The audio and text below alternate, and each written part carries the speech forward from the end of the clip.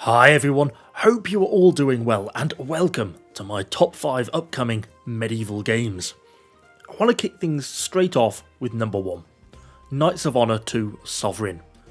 The original Knights of Honor game was a huge success when it released back in 2004 and released actually in the same year and rivaled the original Rome Total War. Yet Knights of Honor 2 promises to be an exciting new game and addition to the RTS genre. Going to feature things like in-depth diplomacy, making alliances, military pacts with your friends, making use of spies and espionage, economic and city management. You're going to be using trade, important decisions, internal rebellions and religious unrest, and of course large-scale wars and territorial conquest. We don't yet actually have a confirmed release date for Knights of Honor 2. It is still being listed on the Steam page as due for release in 2021. But with only 2 months left to go, I'm a little unsure if that's actually going to happen. But hopefully we will at least get an update and more information about the current release schedule very shortly, and we can find out a little bit more information about the game. So next up I want to talk about Renown, a lesser known medieval PvP combat survival game that has been in development for a while now and one that I've been keeping an eye on for quite a long time. The game's focus is going to be more about surviving against other players, not the elements. It doesn't focus on super heavy, long and complicated, grindy initial progressions.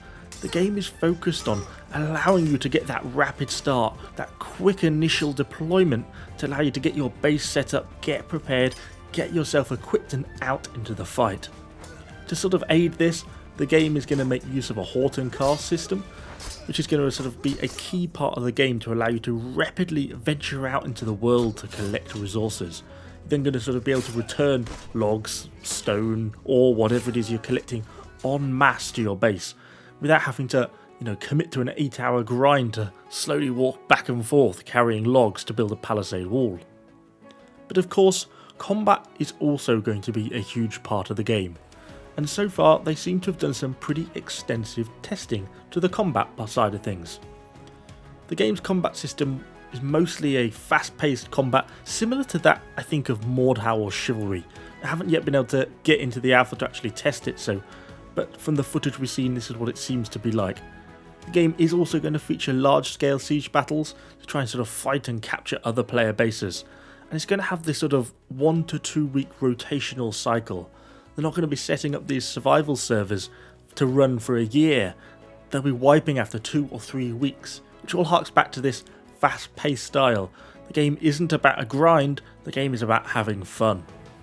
In at number 3 is the only MMO on our list, and that is Mortal Online 2. Many of you will have probably heard about this game as it has actually been in development for quite a while now, and was actually one that I was lucky enough to get to check out during one of its closed beta stages. The game is a very hardcore sandbox PvP MMORPG, well, that's a bit of a mouthful, and it's set in a pretty mixed medieval fantasy world. The whole idea of the game is that it is brutal. There are no specific safe zones, and you can be killed at any point. And as you'd expect from sort of any MMORPG, huge range of options and sort of playstyles available from you. Huge range of crafting professions, millions of crafting combinations to try and get those perfect armor pieces that you want. You could be trading, take part in banditry in the game's combat system. And the game is supposed to be focused on skill over levels. Your combat ability should be primarily dictated by your skill level, not just by how long you've played the game and leveled up. Currently, the game is due to be released on the 25th of January 2022, so it's actually really not long to go on this one. In at number 4 has to be the game that I am most excited for at the moment, and that is Manor Lords. This choice probably won't come as a surprise to any of you who follow my channel. You'll know I love this game, I've covered it previously on the channel, but Manor Lords is like if Total War and Banished had a baby. Combining gritty real-time battles with sort of detailed medieval city building. And we have seen plenty of medieval city builders before in the past. but they almost exclusively ignore or at least reduce combat to sort of an irrelevant or poorly implemented sideline so they can just focus on the building elements. Or on the flip side of that, Total War has dominated the medieval real-time battle scene for years, but it has never really implemented any sort of good quality city building beyond token gestures that determine how much money you have available to build units. From the city building side of things, we actually already have a really fairly decent understanding of some of the game's core mechanics. We know the game is going to be featuring a gridless building map. Roads will develop and erode naturally as peasants walk along to between the various buildings completing their tasks, although main roads can still be placed. Depending on building locations and terrains, objects will snap to boundaries where needed, such as a field boundary following sort of the meandering curve of a natural road. This is what goes to give Manor Lords its sort of very natural and very realistic look that it gets.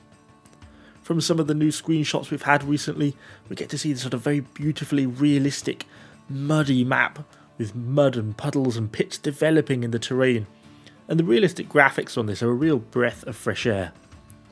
We don't yet get a release date for Manor Lords, but we are getting pretty regular progress updates on Discord and Twitter, so hopefully we'll get to see a release date soon. This then leads us on to our final game.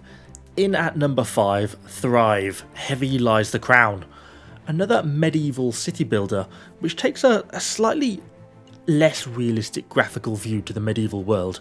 Well, you can kind of see what I mean from the footage, in which you must establish new settlements, build, explore and conquer new territory, and you're going to be shaping the future of your kingdom through kind of your decisions.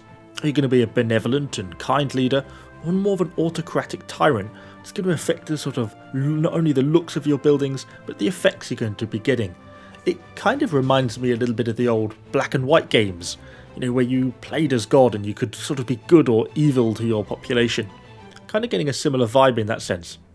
Currently, only a small amount of footage and information on this one. With the release date not due to March 2023, this is one that is going to be developing a fair bit over the next year or two, so it's certainly one to keep an eye on. Anyway, that is going to conclude my list of my 5 medieval games that I'm looking forward to releasing. Really particularly looking forward to Knights of Honor 2 and Manor Lords, but also keeping my eye open for anything else really that's sort of coming over the horizon.